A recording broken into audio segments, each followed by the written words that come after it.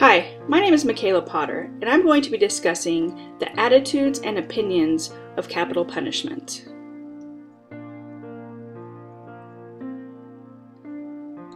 Favorability of the death penalty is virtually where it started back in 1935. In fact, it's sitting just slightly lower at 56%. However, it did peak in the mid-1990s with its highest approval rating of 78%.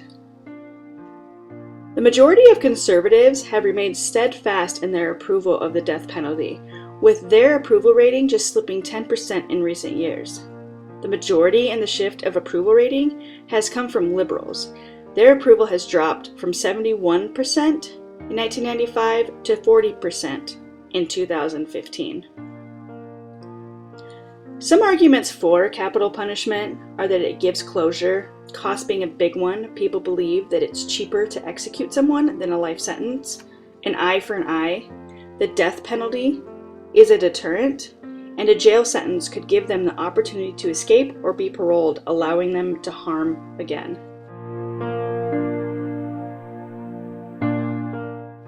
Some common arguments against the death penalty are that it is not morally justified, that there is an increased risk of killing innocent people, that it is not a crime deterrent, the cost, life in prison is actually a worse punishment, that killing them will not bring back the person they killed, and that it violates the cruel and unusual punishment clause in the Constitution, and that the death penalty is distributed unfairly, that there is a racial disparity. I live in Nebraska, so I chose to focus part of my presentation on what's been happening here and the attitudes of Nebraskans.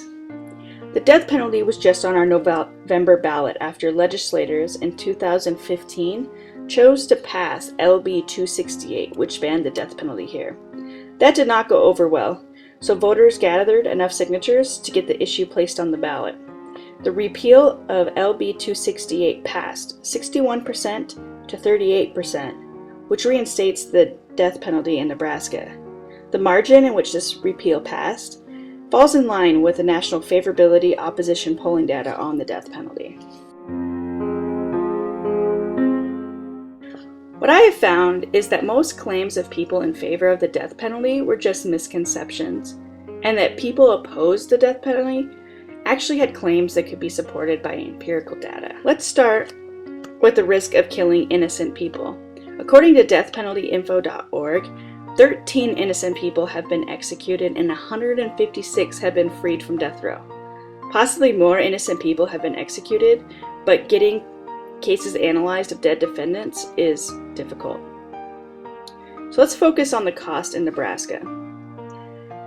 It costs $14.6 million to operate a death penalty system here, and $1.5 million more to keep a person in prison, to execute somebody, than to keep a person in prison for life. But on average, it costs states $26 million to operate a capital punishment system.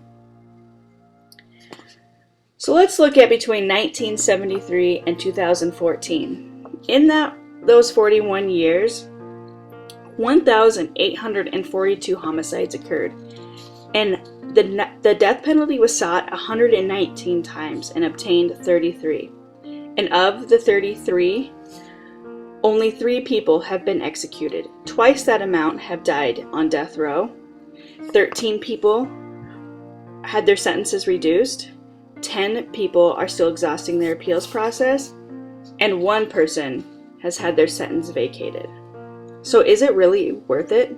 We can estimate, let's say, from 2000 to 2014, since I know there's inflation, but let's use the figure $14.6 million that it takes to operate the death penalty system per year.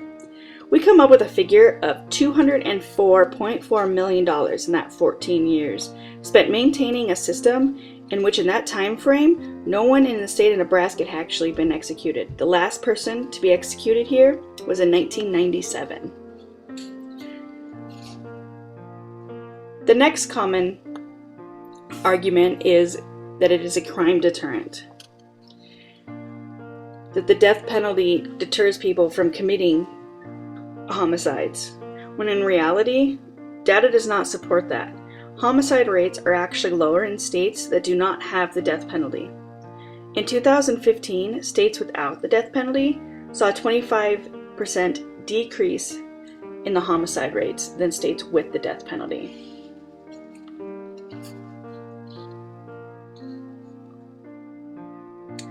Reality is that there are common misconceptions. Many of the beliefs, especially in people for the death penalty, are not supported by data, and that people are just uneducated on the facts, and what they think is true is not always accurate. I interviewed a few people, mainly family members, over this last week and at Thanksgiving dinner. Some of the common answers I heard were, yes, I am for the death penalty, they waste my tax dollars sitting in prison, or an eye for an eye, and having the death penalty makes people think before they act. When I actually informed my family members of data in regards to the death penalty, especially in Nebraska, they were shocked. As we continue to move away from the get tough on crime approach that has been a proven failure, it will be interesting to see if the favorability of the death penalty continues to decline.